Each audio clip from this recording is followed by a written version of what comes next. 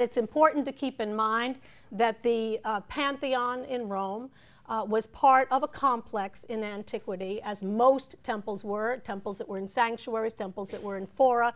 We've seen that in the course of the semester, that they usually did not stand in isolation, but were part of architectural complexes. We see that here. This model is very helpful in that regard, because it shows us that there was a rectangular forecourt, that forecourt had covered colonnades on either side, that there was some sort of entranceway here, possibly an arch, possibly an altar also to all the gods in front of the temple, and then the temple itself, the Pantheon itself.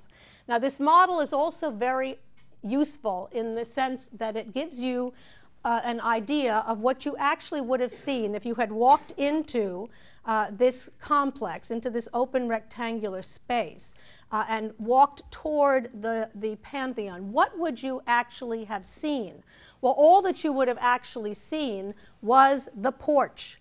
The porch, which had an attic behind it, which screened the cylindrical drum and the dome from the viewer. So if you were standing here, all you would have seen was this porch.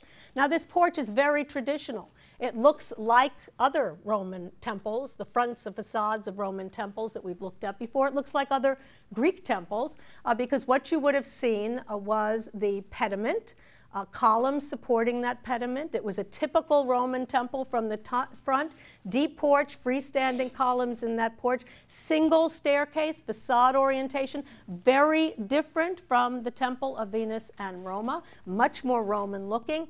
And then and then a high podium, which we already mentioned, the Temple of Venus in Roma did not have. That's what you would have seen as you were standing in front of it. You would have thought, well, this is very much in keeping with other Roman temples.